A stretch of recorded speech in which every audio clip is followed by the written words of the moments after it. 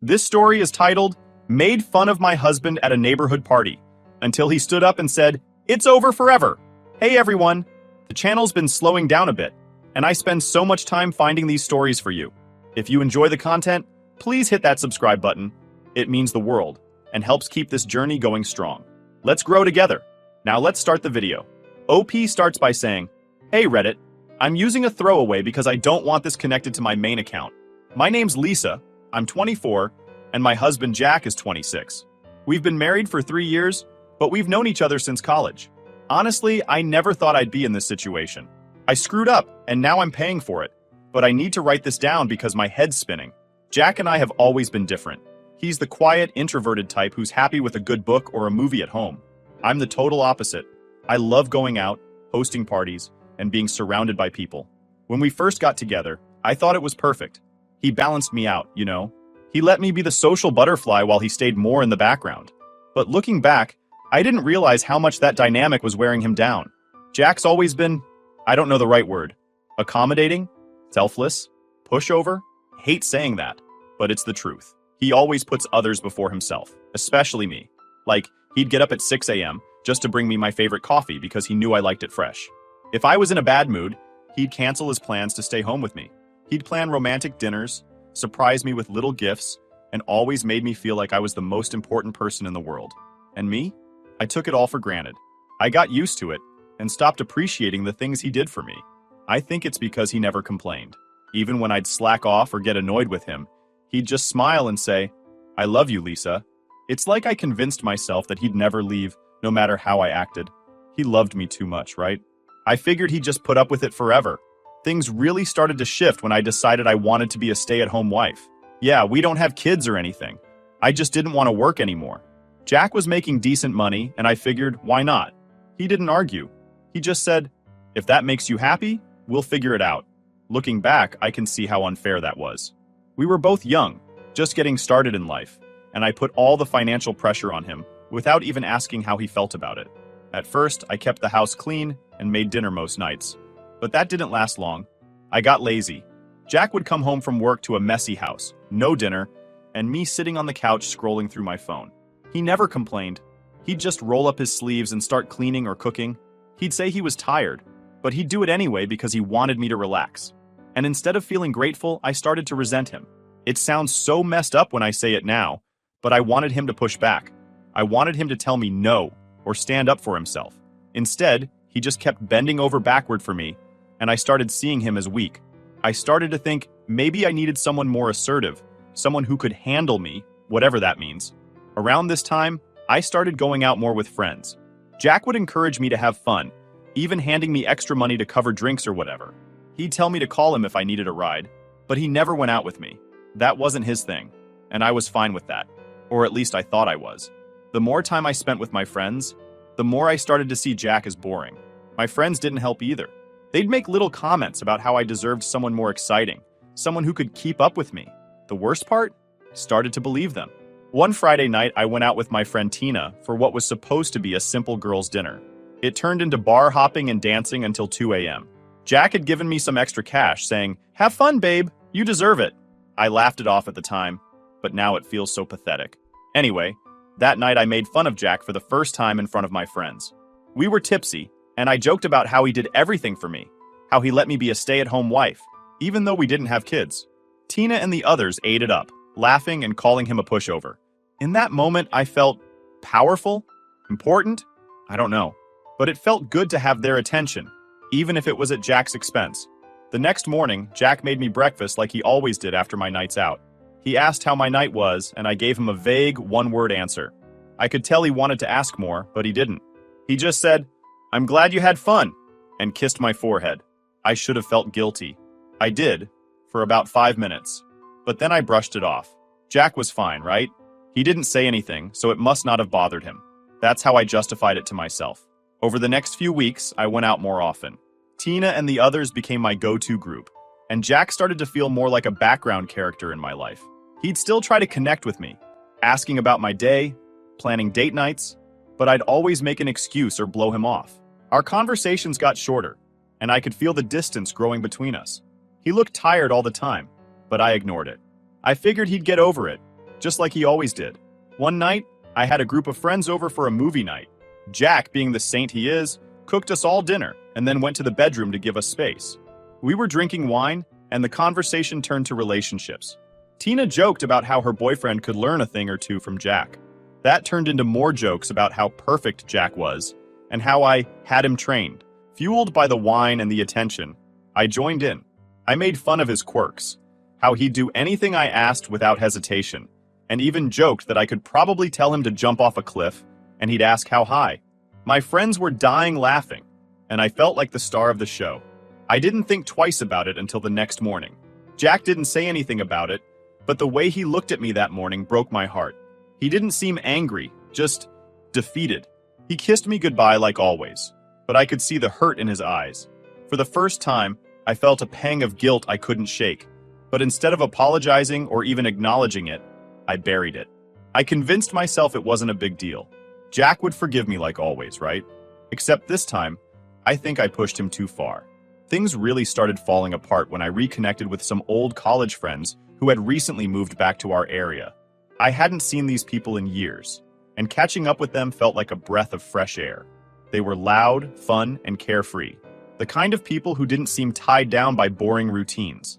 At the time, I thought I was missing out on something by staying home so much with Jack.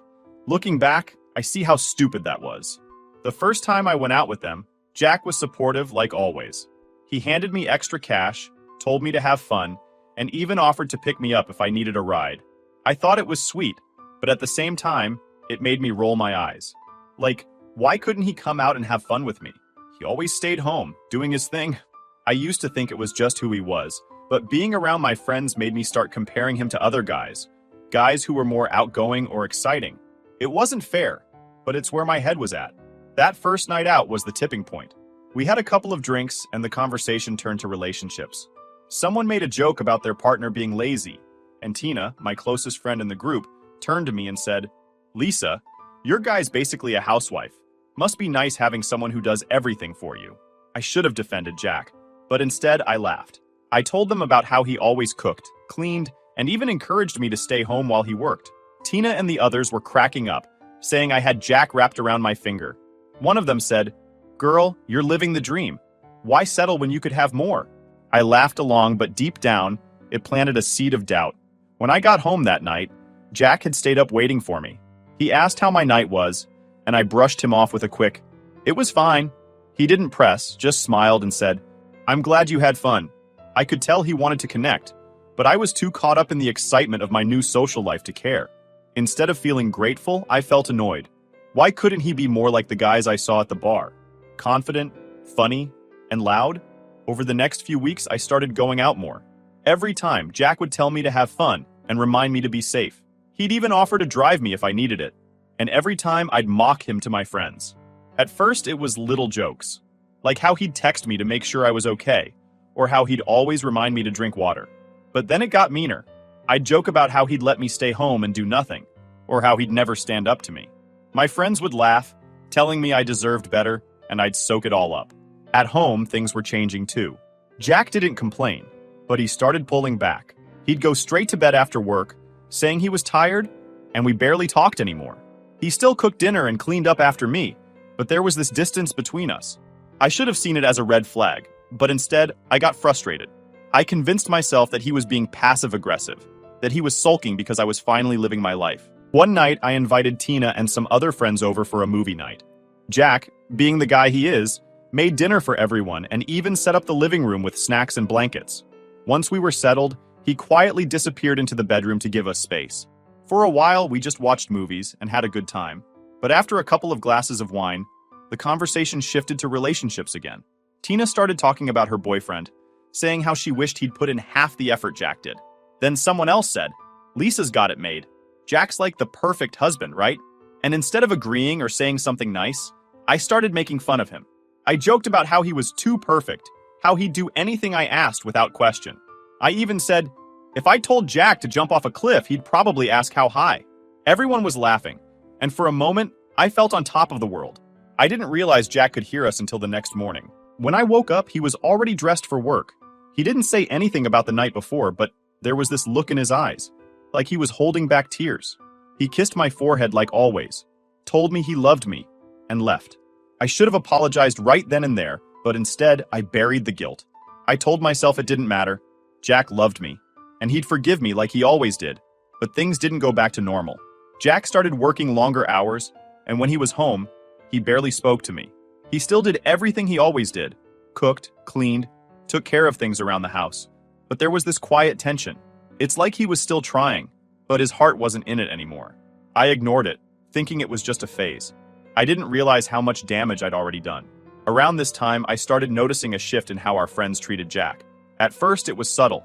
Little jokes here and there about how he was whipped or too accommodating. But over time, they stopped taking him seriously. They'd roll their eyes when he spoke or interrupt him in conversations. And instead of defending him, I joined in. I laughed when they made jokes about him, even added my own comments. I thought Jack didn't notice, but he did. I could see it in the way he'd smile at their jokes, even though his eyes told a different story. He'd laugh along, saying things like, "As long as Lisa's happy, I'm happy." But there was this flicker of pain he couldn't hide. I should have stopped it. I should have told our friends to show him some respect, but I didn't. The worst part is, Jack's few remaining friends started pulling away too. They'd tell him he deserved better, that he needed to stand up for himself, but he'd always defend me. "Lisa's just going through a phase," he'd say. "She doesn't mean it." I think that was the beginning of the end for us. The more Jack defended me, the weaker I thought he looked. And the weaker he looked, the less respect I had for him. It became this toxic cycle. Me pulling away, him trying harder, and both of us pretending everything was fine. I started spending more time with Tina and her group. They encouraged my behavior, telling me I could do better than Jack, that I was settling, and I believed them. Jack, on the other hand, kept shrinking into himself. He focused more on work, avoided social events, and gave me even more space. I thought it was what I wanted, but instead, it made me resent him even more. Looking back, I can see how unfair I was to Jack. He was doing everything he could to hold us together, and I was too selfish to see it. I let my insecurities and need for validation ruin the one good thing I had, but at the time, I didn't care. I thought Jack would always be there, no matter what. I thought he loved me too much to ever leave. I was wrong. The breaking point came on what should have been just another neighborhood barbecue. Jack and I had been invited to our neighbor's house for one of their regular get-togethers. These parties were common in our tight-knit community, and while Jack wasn't the most social guy, he always made an effort. He'd usually handle the grill, make sure everyone had what they needed, and stay on the sidelines while I mingled with our friends. This time wasn't any different. At least, not at first. It was a sunny day, and everyone seemed in good spirits. Jack was helping at the grill, making burgers and hot dogs while chatting with a few of the guys. I barely noticed him. I was too busy hanging out with Tina and our group, sipping on drinks and catching up. The party was lively, and as always, the conversation drifted to relationships. One of the women in the group started complaining about her husband not helping around the house, and someone else chimed in about how their partner never planned dates or paid attention to them. Then, as if on cue, all eyes turned to me. "Lisa, you're so lucky," Tina said with a laugh. "Jack's basically the perfect husband, right? He does everything for you." I should have smiled and agreed. I should have said something kind about him. But instead, I felt the need to one-up the conversation. "Oh, trust me," I said, laughing. "Jack's great, but sometimes it's like he's too perfect, you know? Like, he never says no to me. It's almost annoying." The group laughed, and Tina pushed me further. "Seriously, what's it like to have a guy who just does whatever you want? You must feel like a queen." I leaned into it. "I mean, yeah, I guess. He's so accommodating, it's kind of funny. I could probably tell him to jump off a cliff, and he'd just ask how high." The table erupted in laughter, and I felt that familiar rush of attention. It was like a high, being the center of the joke, the one everyone was laughing with. But then I noticed the silence. I looked up, and there was Jack, standing just a few feet away. His face was pale, his jaw tight, and his eyes, I can't even describe the look in his eyes. It wasn't anger. It was something worse, like he'd just been gutted. "Lisa," he said, his voice steady but cold. "Can we talk? Now." The laughter at the table stopped immediately, and everyone turned to look at us. I froze, not sure what to say. Sure," I muttered, setting down my drink and standing up. I followed him to a quieter corner of the yard, aware of the stairs behind us. "What's going on?"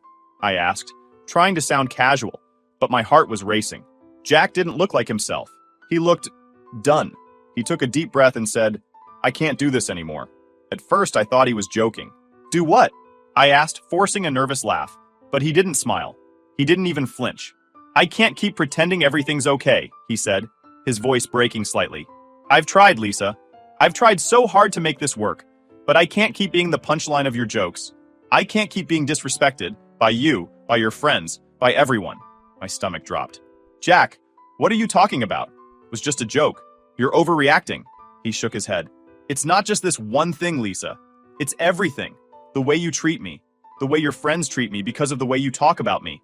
I've been trying to hold on because I love you. But I can't do this anymore. I deserve better than this. I stared at him, stunned. Jack had never talked to me like this before. He was always calm, always forgiving. It felt like he had suddenly transformed into a completely different person. Someone I didn't recognize. You're just mad, I said, trying to brush it off. Let's go home and talk about this later. No, he said firmly.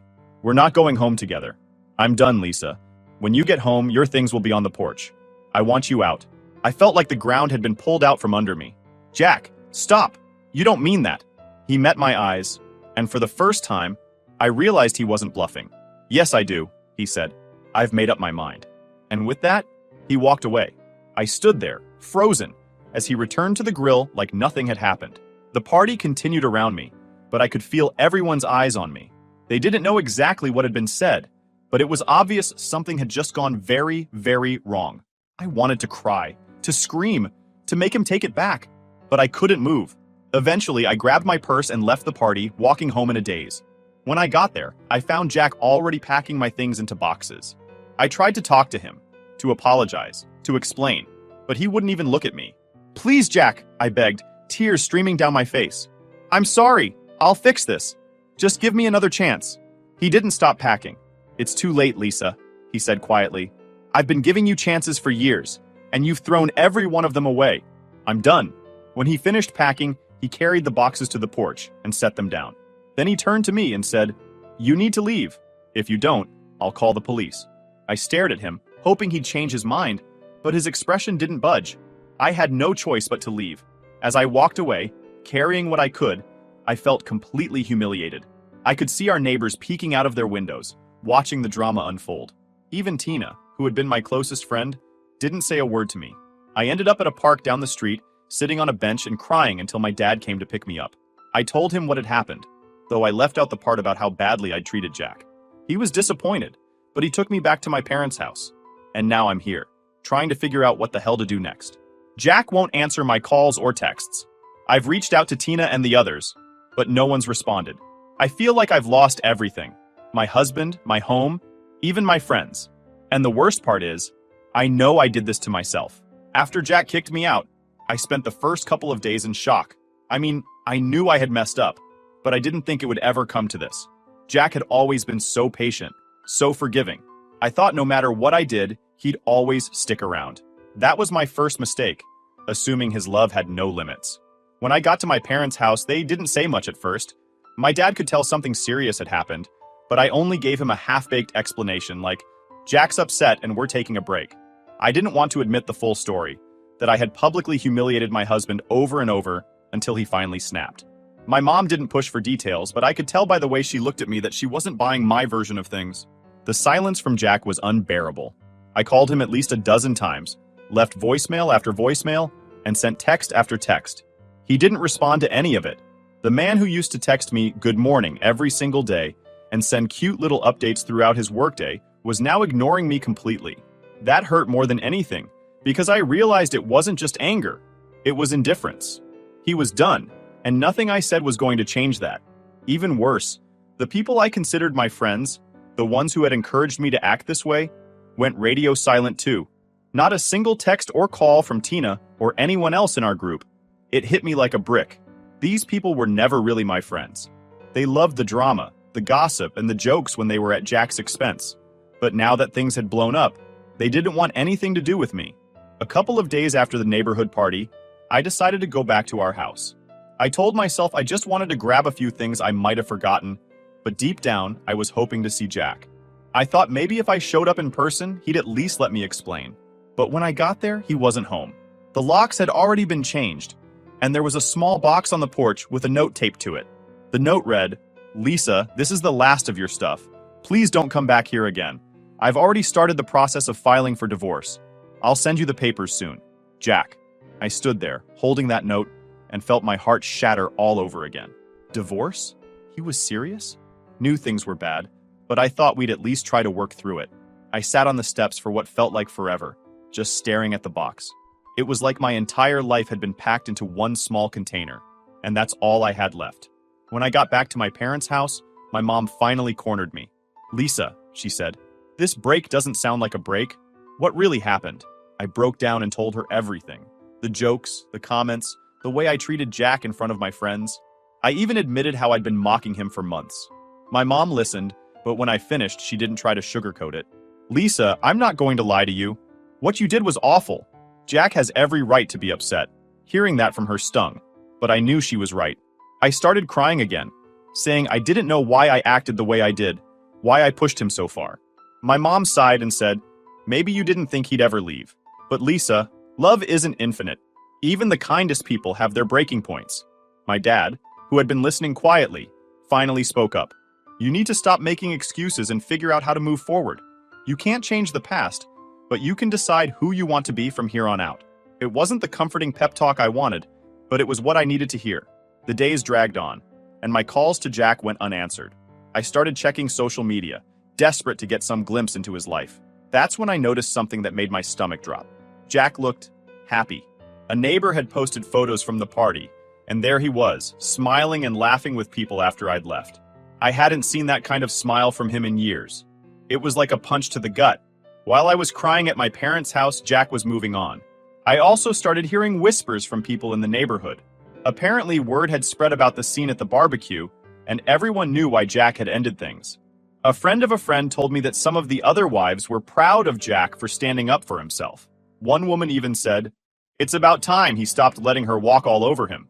It felt like everyone was on his side. And honestly, I couldn't blame them. I was the villain in this story, and everyone knew it. One day, I ran into one of the neighbors at the grocery store. Someone I didn't know very well because Tina didn't like her. She approached me cautiously, like she wasn't sure if she should say anything. Finally, she said, Lisa, I heard about what happened. I just wanted to say, I hope you're doing okay. I was so shocked by her kindness that I nearly started crying right there in the aisle. We ended up talking for a while, and she told me something I didn't expect. You know, she said, a lot of your friends have been trying to get close to Jack now that you're out of the picture. It's disgusting, honestly. Hearing that made my blood boil. These so-called friends, the ones who had encouraged me to treat Jack like dirt, were now going after him? I felt betrayed all over again. But at the same time, it just confirmed what I already knew. They were never really my friends.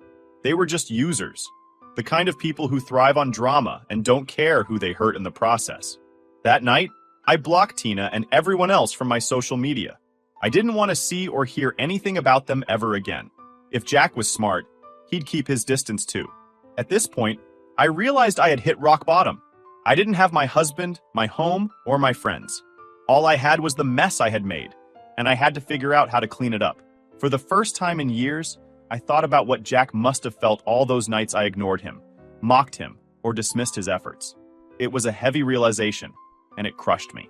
I didn't know how to fix things with Jack, or even if I could, but I knew one thing for sure. I had to fix myself first. After the fallout from the neighborhood party and Jack's final decision to leave, I had no choice but to confront my reality. My husband was gone. My so-called friends had vanished, and I was back living with my parents like I was 18 again. It felt like I'd lost everything I had spent years building. But the hardest part wasn't the loss. It was the realization that I had caused it all. Jack's silence was deafening.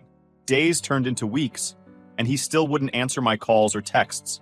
I tried writing him letters, apologizing, and explaining how I wanted to change, but I couldn't even bring myself to send them. What could I say that he hadn't already heard before? Every time I picked up my phone, I imagined him seeing my name on the screen and feeling nothing but disgust. One day, the divorce papers showed up at my parents' house. My hands shook as I opened the envelope. Jack had written a simple note. I've included everything you'll need. Please don't contact me again unless it's through a lawyer. I sat there staring at the papers, feeling the finality of it hit me. Jack wasn't angry anymore. He wasn't hurt. He was done. And there was nothing I could do to change that. I signed the papers a few days later, but it felt like I was signing away more than just our marriage. I was signing away the part of my life where I knew unconditional love, stability, and forgiveness. Jack had always been my safety net, and now I had to stand on my own for the first time in years. My parents, while supportive, didn't coddle me. My dad kept pushing me to find a job, saying, "You can't sit here forever, Lisa. You've got to start over." But the idea of starting over was terrifying. I hadn't worked in years, and the thought of going back into the job market felt impossible. I had no confidence, no skills to brag about, and no idea where to start. Still, I knew I couldn't keep living in limbo. I started applying for jobs. Anything and everything. Retail, office work, even some restaurant gigs. I got a few interviews, but nothing panned out at first. It was humiliating, sitting across from hiring managers who could tell I'd been out of the workforce for too long. Every rejection felt like another reminder of how far I'd fallen. Eventually, my dad pulled some strings and got me a part-time job at a local grocery store. It wasn't glamorous, and I hated every second of it, but I needed the money. Standing at the register for hours, scanning groceries, and making small talk with customers gave me a lot of time to think about how I ended up here. I'd go home exhausted, but at least I was doing something. It wasn't much, but it was a start. One day, a customer recognized me. It was one of our old neighbors, someone who had been at the infamous barbecue. She gave me a sympathetic smile and said, "Lisa, I heard about you and Jack. I hope you're doing okay." I wanted to crawl under the counter, but I forced a smile and said, "I'm getting by. Thanks." Then she said something that stopped me cold. "Jack seems to be doing really well. I ran into him last week, and he looked happier than I've ever seen him. Happier." That word stayed with me for days. Jack was happier without me. While I was standing at a cash register trying to piece my life back together, he was out there thriving. It wasn't jealousy, it was shame. I had spent so much time tearing him down, and now that he was free from me, he was finally able to be the person he deserved to be. The neighbor mentioned something else too. "You know, a lot of the women in the neighborhood are trying to get close to him now. It's kind of gross, honestly." That part didn't surprise me. Tina and the others had always acted like vultures, circling around anything they thought they could take, but hearing it out loud still made my stomach turn. These were the same women who had laughed with me, mocked Jack with me, and encouraged me to treat him like dirt. Now they were chasing after him. I wanted to reach out to Jack and warn him, tell him not to fall for their fake charm, but I knew it wasn't my place anymore. Jack wasn't my husband. He wasn't even my friend. He was someone I had lost the right to care for. After weeks of spiraling, my mom suggested therapy. At first, I resisted. "What's the point?" I said. "I know what I did wrong. Talking about it isn't going to change anything." But my mom wouldn't let it go. "Lisa, you've been stuck in your own head for too long. You need someone to help you sort through this." I finally caved and started seeing a therapist. Those sessions were brutal. Talking about the way I had treated Jack forced me to confront parts of myself I didn't want to acknowledge. I realized that a lot of my behavior came from insecurity. I had this need to be the center of attention, to feel like I was in control, and I took it out on the one person who loved me unconditionally. The therapist helped me see that I wasn't just grieving the loss of Jack. I was grieving the person I thought I was. For years, I had convinced myself that I was this confident, fun, independent woman. But the truth was, I had leaned on Jack for everything. Without him, I felt like nothing. Therapy didn't fix everything overnight, but it gave me a starting point. I began setting small goals for myself, saving money from my grocery store job, cooking meals for my parents as a way to show my gratitude, and even signing up for a few online courses to brush up on my skills. It wasn't much, but it was progress. I stopped trying to contact Jack. Every time I picked up my phone, I reminded myself that I needed to respect his boundaries. He deserved peace, and chasing after him wouldn't do either of us any good. Instead, I focused on rebuilding my life, one tiny step at a time. One evening, while scrolling through social media, I saw a post from that same neighbor who had come through my checkout line. She had posted a photo of Jack at a charity event, smiling and surrounded by people. He looked good, healthy, confident, and at ease. It hurt to see him so happy without me, but it also gave me a strange sense of closure. Jack was going to be okay, and maybe someday, I would be too. It's been months now since the divorce was finalized. I'm still living with my parents, but I've started saving up to get my own place. My job isn't glamorous, but it's helping me rebuild. Therapy has been a lifeline, helping me understand my mistakes and teaching me how to be better. I know I'll never get Jack back, and I've made peace with that. He deserves happiness, and I wasn't the partner he needed, but I'm learning to forgive myself too. I can't undo the past, but I can make sure I never repeat those mistakes again. To anyone reading this, don't take the people you love for granted. Don't assume their patience is infinite.